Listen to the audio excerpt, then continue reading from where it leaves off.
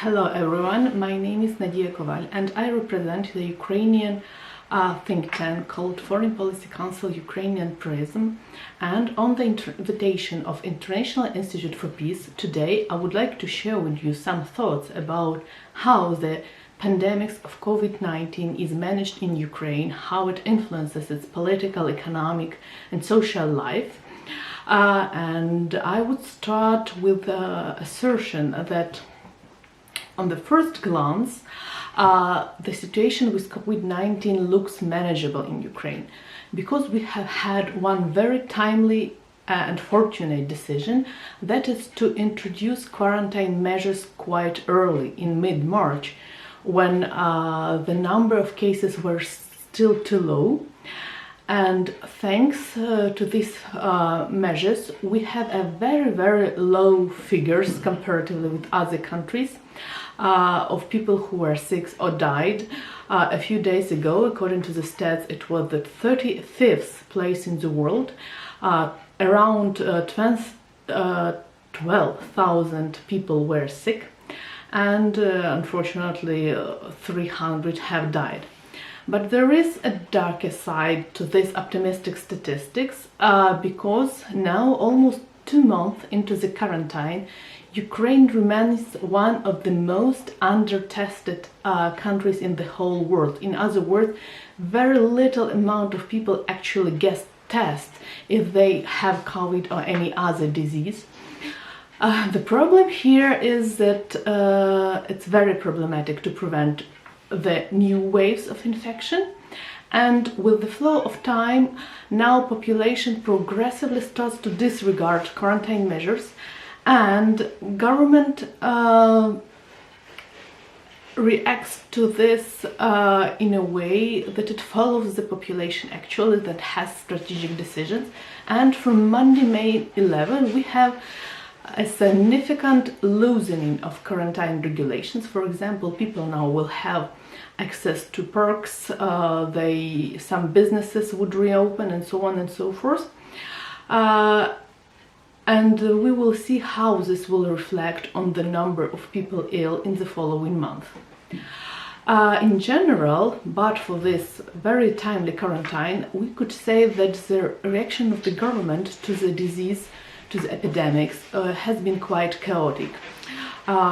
3 ministers of health have changed since the outbreak, since the month of February, which resulted in a low decision-making capacity in such a critical situation, in some very murky office politics, in delayed procurement of medical necessities, in hasty copy-pasting very experimental treatments that get reported here and there.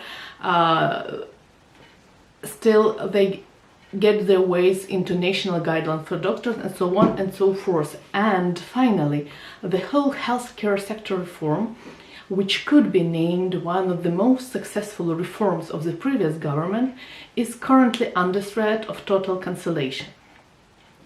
And we see a certain lack of state capacity because President actually divided the responsibility for fighting the corona outbreak with the biggest oligarchs in the country, and also the task supplying Ukrainian hospital, helping Ukrainian doctors, was taken by different volunteer initiatives, which is quite traditional for Ukraine since 2014. But still, if it is the case in 2020, that's a problem, because this should be an institutionalized system under the supervision of the Ministry of Health. Still, to a great degree, we have to rely on goodwill of the oligarchs in the regions that were given to them, in a sense, and on the different volunteer associations to which people just send their money directly.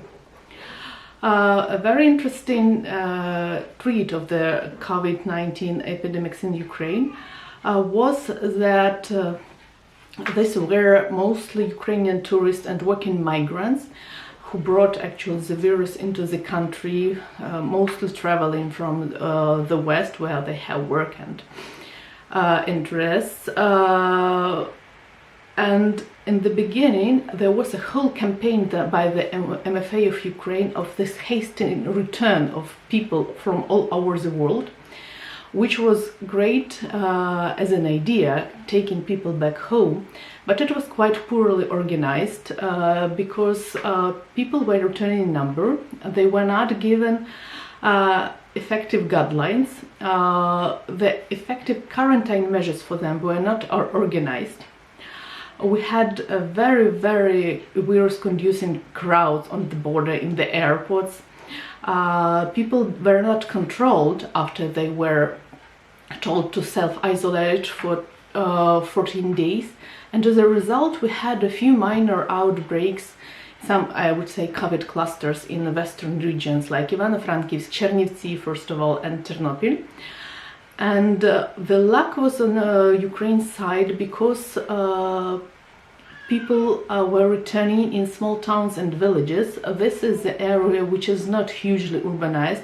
It has relatively low population density. So we have a few clusters in western Ukraine, but for the high level of infection in the city of Kyiv, which is predictable, as I said in the beginning, the situation looks quite manageable. If we think about the impact on the economy of the COVID-19, first, of course, the remittances from these Ukrainians working abroad that have now partially returned and partially just lost work in their country where they were working actually. Of course, these remittances will be hugely diminished, and due to some structural problems in Ukrainian economy and that businesses have stopped, now the economical contraction is predicted at 3 to 5% of the GDP, but we need some more calculations to be more sure. And as the industrial output shrank in the first year of the President Zelensky, the budget expenditures were already cut in the month of April, and with the IMF loan still not secured and the default fears not completely wiped out, because local oligarch Igor Kolomoisky is still fighting very hard for his former Privatbank, which was nationalized under Poroshenko, and Kolomoisky is one of the biggest sponsor of the Servant of the People political project. So it's a real internal fight within the ruling coalition. The economic future of the country does not look so sure. Coming back once again to foreign workers, the very interesting development is that the government is suddenly not enthusiastic about sending workers abroad again, and there were already a few tensions about workers who wished to part for seasonal works, let's say in Finland or in Great Britain during the quarantine, last week actually. And in explaining his decision, the Prime Minister Shmyhal cited the general desire to keep these people home. This created a public outcry, of course, and as for now, these first groups of Ukrainians wishing to work abroad have been deported, but the issue itself is not resolved. But generally, the impact on the mobility of Ukrainians and their possibility to work abroad, and more generally, the restoration of the liberalized visa regime, the opening of the European borders, remain of the prime importance here. Finally, on the economic support, I would like to cite that the Ukrainian government has not introduced any meaningful system of economic measures for people who suffer from closed businesses, who lost work. And this was what fueled this disregard for the quarantine measures that I mentioned earlier, and even some protests of local businessmen. As a result, we had some tensions of the central of Kyiv with mayor of few cities, Cherkasy in central Ukraine, big industrial city Dnipro, in Mukachevo in Transcarpathia, because the mayors here decided to loosen quarantine restrictions unilaterally and officially, because they had not few, but a lot of pressures from below, and did that before the government, and created tension in such a way. Now, if we switch to the ongoing conflict with Russia and specifically to the region of eastern Ukraine and Crimea, first of all, we must say that at the end of March, the contact line in Donbass and the administrative border of Crimea had been effectively closed, which had dismal effects on both the mobility from both sides and welfare of people. The bombings and shootings continue, including near the disengagement areas which were created last year. Regular losses of life are reported, and especially for the OSCE special monitoring missions, it encountered further problem to access to some regions in occupied territory, which is justified by the COVID crisis, but of course it does not contribute to de-escalation.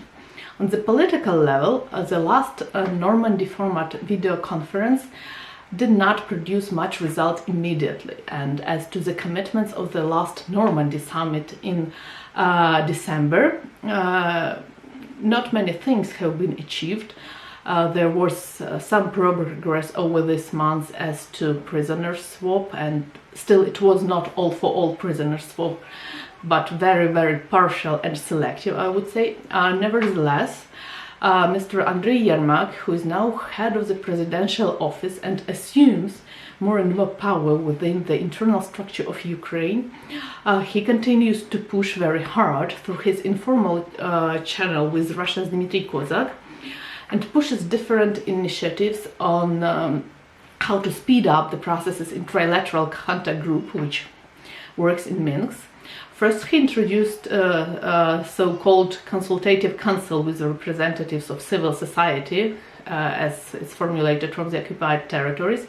It seems aborted for the moment because the reaction in Ukraine was very negative.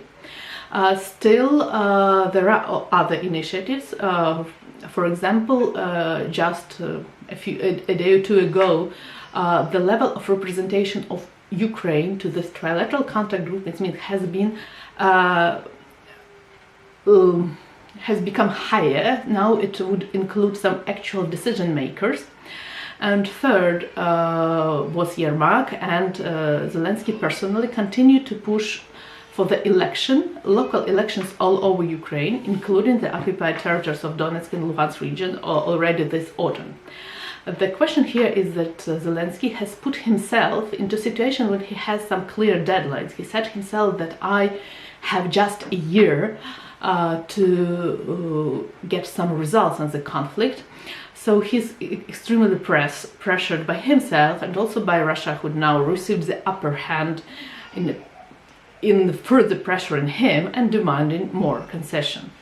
And of course, during the COVID-19 epidemic, there is a very logical ban where mass gathering or mass protests. So the tensions within the Ukrainian societies are not too visible for the moment for the outsider, but they are boiling and could erupt anytime. And I was also asked to elucidate the role of church in the times of COVID-19. And I would like to remind that currently we have three major churches in Ukraine. It would be the Ukrainian Orthodox Church of the Moscow Patriarchate. This would be the Orthodox Church of Ukraine of the Constantinople Patriarchate. And finally, the Ukrainian Greek Catholic Church.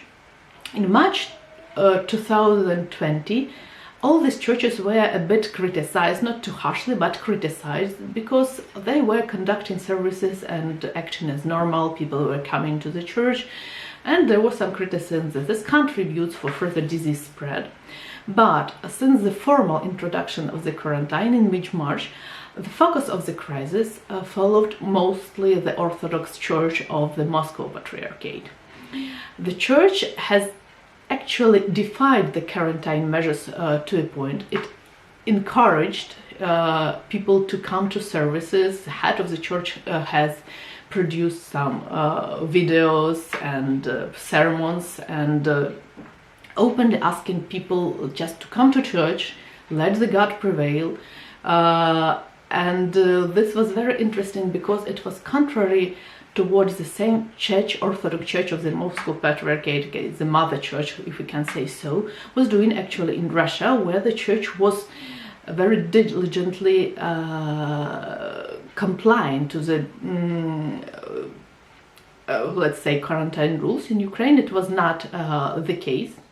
So while Orthodox Church of the Constantinople Patriarchy and Greek Catholic Church have introduced so-called online church services for people to watch at home, or have effectively closed the churches for public, the Orthodox Church of the Moscow Patriarchate still insisted that church life should go as normally, and these tensions exacerbated during the festive periods. We had Palm Sunday and of course Easter, the greatest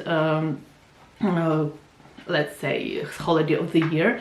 People did rush to churches in numbers, and the government, which is currently, we could say, supportive of this Moscow Patriarchate Church, has chosen not to interfere, citing the freedom of religion, and even promised if some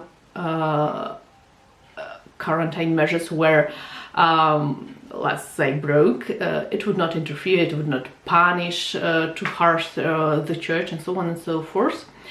Now that the festive period is over, the tensions have subsided, but monasteries, including big ones like Kyiv-Pечерsk Lavra or Počayev Lavra, they are quite COVID-stricken. There are church dignitaries who are ill, and we can see even on the map of spread of virus that people has got some infection there. But generally, again, the infection in the country is contained. We would see if it spreads further after this Easter period. And finally, now the biggest question is what will happen after May 11th, because although the government, pressed by people from below, decided to loosen quarantine measures, still the dynamics is not as optimistic as the government would like to. So this remains a question and a challenge for Ukraine. Thank you very much.